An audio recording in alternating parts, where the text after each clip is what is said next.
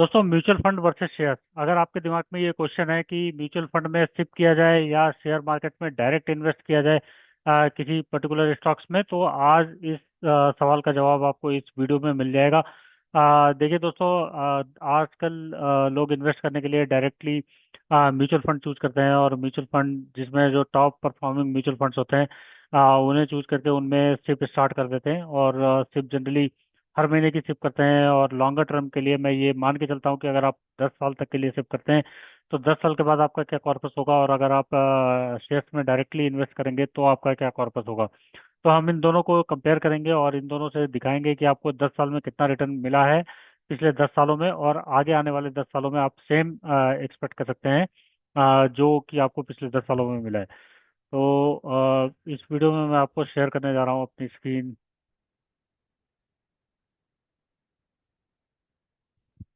तो देखिए दोस्तों, यहाँ पे मैंने पहले म्यूचुअल फंड को मैंने लिया है, जहाँ पे अगर आप 5,000 पर मंथ, अगर आप टॉप 5 म्यूचुअल फंड्स में, टॉप 5 म्यूचुअल फंड मतलब जो टॉप 5 जिनका 10 ईयर का CAGR टॉप 5 रहा है पिछले 10 सालों में, उन टॉप 5 म्यूचुअल फंड को आप सेलेक्ट करते हैं, और इन टॉप 5 म्यूचुअल फंड्स में आप सिप करते हैं। हर एक म्यूचुअल फंड में अगर आप 5-5 हज़ार रुपए की सिप करते हैं, मतलब टोटल आपकी सिप अमाउंट मंथली होगी 25,000 रुपए की, और 25,000 रुपए की, और हर महीने आप 5,000 रुपए का इन्वेस्टमेंट करते हैं, तो टोटल 10 सालों में आपका 6-6 लाख रुपए हर एक म्यूचुअल फंड में लगेगा, जो आपका अपना अमाउंट लगा, जो आपने अपने पैसे को इन्वेस्ट किया।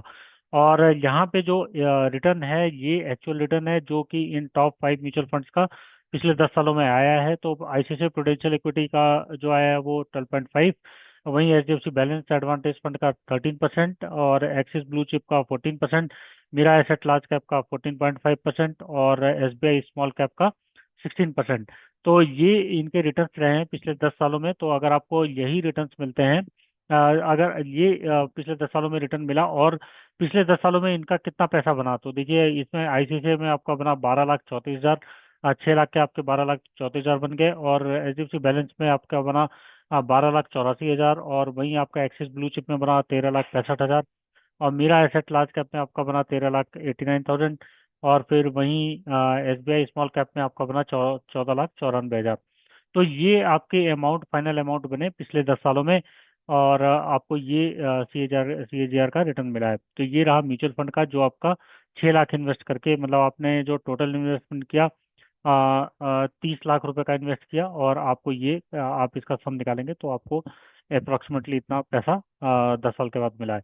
अब हम देखते हैं कि टॉप 5 शेयर्स, मतलब निफ्टी, हम इंडेक्स लेते हैं निफ्टी को, निफ्टी का, और निफ्टी में जो टॉप 5 शेयर्स हैं उनमें अगर आपने सिप किया होता यही 5-5 हज़ार रुपए का हर महीने पिछले 10 सालों में आपने किया होता, तो उसमें आपको कितना पैसा मिलता।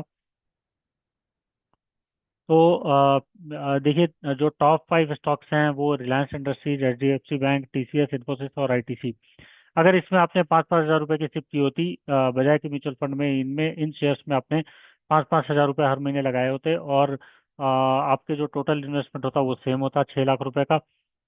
तो इसमें जो CAGR 10 ईयर का CAGR रहा वो ये रहा, 14% रिलायंस में रहा, 13.5 रहा HDFC बैंक में, और TCS में रहा 14.5 का, और इन्फोसिस में रहा 12.5, और ITC में रहा 15% का।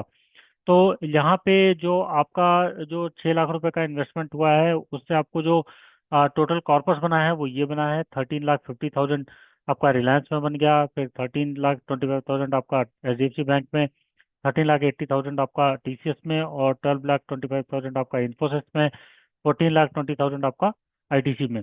तो अगर आप इन फाइनल अमाउंट को कैलकुलेट करेंगे तो यही म्यूचुअल फंड से ज़्यादा होता है आपका, डेफिनेटली उससे ज़्यादा अमाउंट है।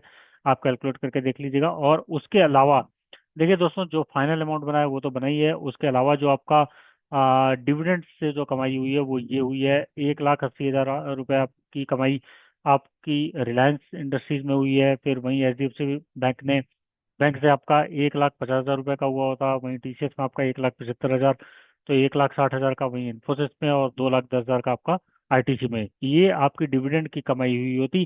तो आप देख सकते हैं डिफरेंस की, जो इन्वेस्टमेंट है वो भी ज़्यादा है, जो फाइनल, मतलब जो फाइनल कॉर्पस बना है वो भी म्यूचुअल फंड से ज़्यादा बना है, और जो डिविडेंड है वो तो है ही है ज़्यादा, तो आप 2 लाख, 3, 3.5 लाख रुपए, और फिर 4.5, और 5, 6, 6, 7, 8, 8, तो 8, 9, 10 लाख रुपए के आसपास आपका ये डिविडेंड का अमाउंट बन गया है। तो ये डिफरेंस क्रिएट होता है अगर आप म्यूचुअल फंड में इन्वेस्ट करते हैं या आप डायरेक्टली स्टॉक मार्केट में इन्वेस्ट करते हैं। तो क्योंकि म्यूचुअल फंड में भी हमने वो स्टॉक्स चुने हैं, डायरेक्ट प्लान चूज किए हैं और ग्रोथ ऑप्शन चूज किया है, उसमें भी डिविडेंड री इन्वेस्टमेंट हुआ है, तब भी आपको आप देख सकते हैं कि कितना डिफरेंस है share market versus mutual fund में। और म्यूचुअल फंड में फिर आप जब पैसा निकालेंगे तो उसमें ज़्यादा आपके चार्जेस भी ज़्यादा कटेंगे, एक्सपेंस रेशो, और ज़्यादा एक्सपेंस चार्जेस आपके डिडक्ट होंगे। यहाँ पे आपको ज़्यादा चार्जेस नहीं लगने हैं डायरेक्ट स्टॉक्स में। अगर आप निकलेंगे तो आपको कंपेरेटिवली बहुत कम चार्जेस देने होंगे।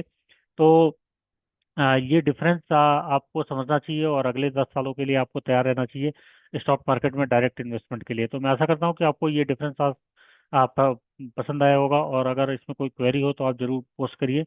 और इस वीडियो में इतना ही, और इंटरेस्टिंग वीडियोज आपके लिए आते रहेंगे। तब तक के लिए धन्यवाद।